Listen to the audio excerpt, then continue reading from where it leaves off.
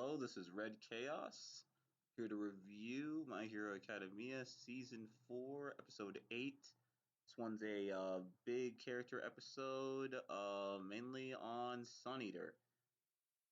The first part of the entire episode goes on to a story of how he was an awkward child, and that Lemillion was the first person to really attempt to talk to him.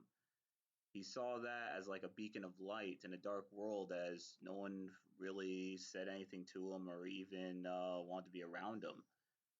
And it explains why he looks up to him so much. The next scene shows the other heroes that are also rushing into the house. They end up finding a secret room. It is filled with criminals and they're ambushed. But Bubble Girl and the Centipede Man, that was also one of Night Guy's assistants, they expose their powers. Bubble Girl's is kind of odd of how she just blinds people with bubbles. I guess that's how she would be able to get an advantage over them in a fight. And the Centipede guy just stretches his arms like some sort of bug thing and slams them. Very nice, but I do like the fact that they do expose their powers. They weren't just there just because it kind of looked cool. One of the Yakuza villains later uses his ability to manipulate the walls as well as the floor, stopping the main heroes in their path as they try to continue through the house.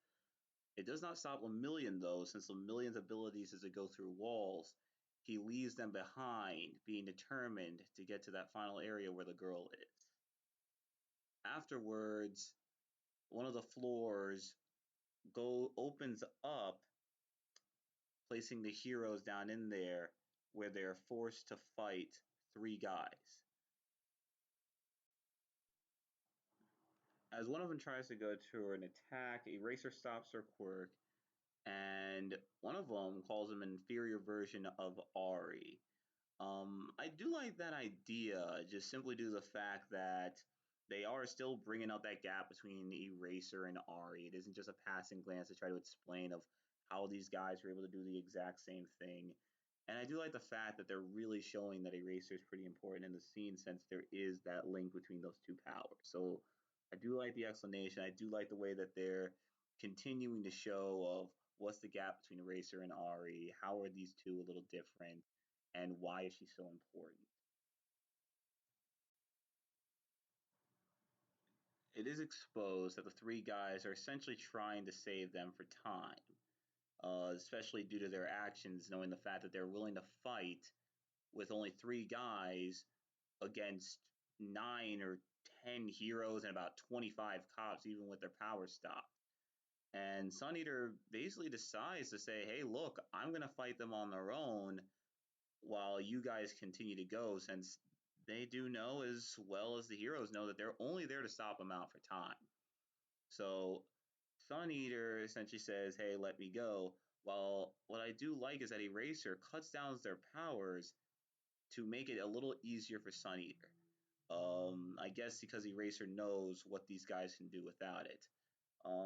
Really like that idea, honestly. It really shows that these guys are a little bit smart. They're not just going head in and trying to say, oh, I can do everything myself, but there is somewhat of a plan in this situation.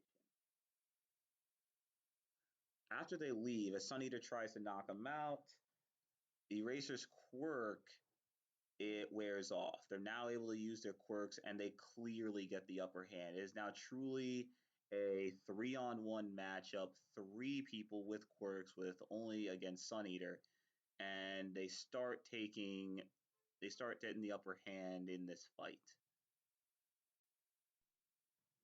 As Sun Eater's getting beaten up and the tides are turning, he has a flashback, basically going back to Lemillion.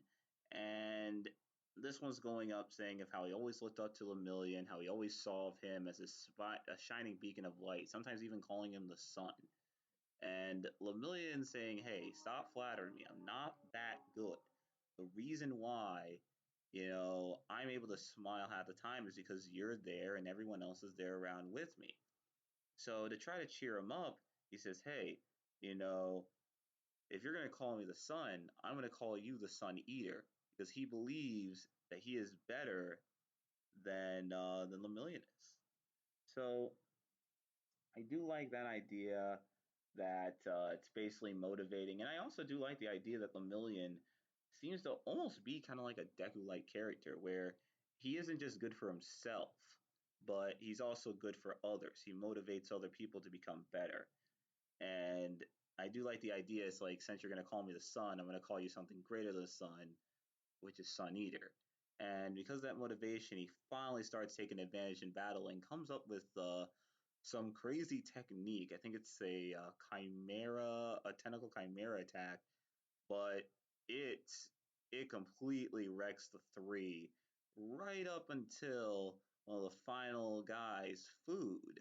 The man with the mask over his head, he unlocks his quirk and it changes the battle once again. But this is odd of how you now have a second flashback in the same episode, mainly about the same guy. Food's quirk basically has him being able to eat anything. So as those tentacle attacks finally rise, Food just starts eating them like at about 100 miles per hour and basically turning the tides once again. Sun Eater unfortunately is unable to come up with any new attacks as Food not only frees his friends, but gives them the opportunity to attack Sun Eater, and that is exactly what one of them does. Essentially, Crystal runs in and slams him against the wall. And as he slams him against the wall, they now go through the villain's backstory. You are now going to go into flashback number 3 of this episode. This is basically where they talk about how the villains, they had their backstory. One of them was screwed over by his lover. Another one was just rejected by society, and another one basically was beaten half to death and was saved by Overhaul when he was found with and he was found that the diamonds that he was able to spread from his body were fake.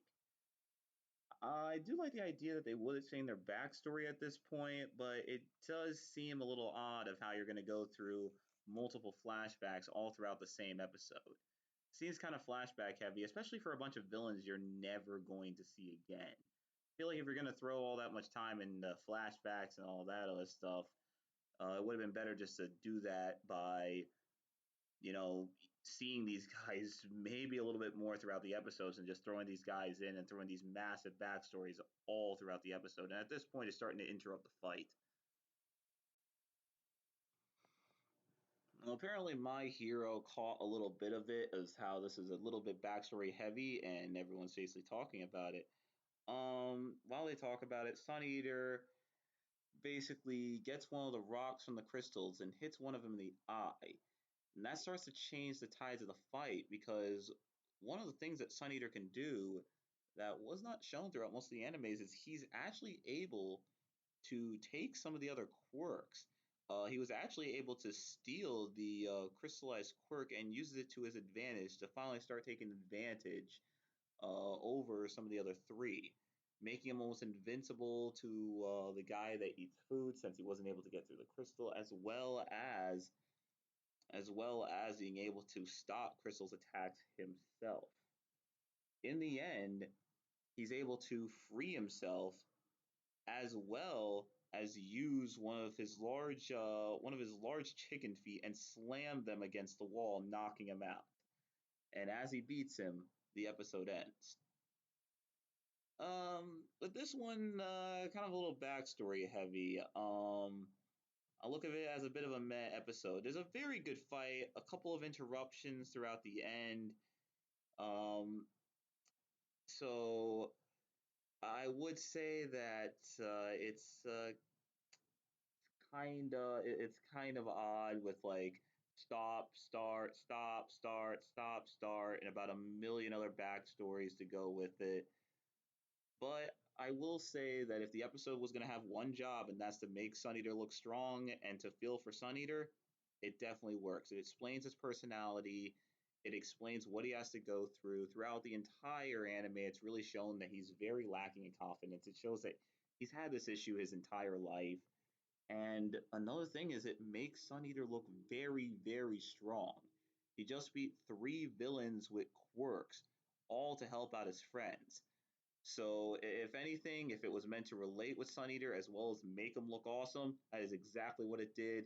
It did a very good job there. So, I would say, even though I would consider this a little bit of a meh episode, it did exactly what it was intended to do, and that's to make Sun Eater look good. So this is Red Chaos. I am out, and I'll be back to review episode 9.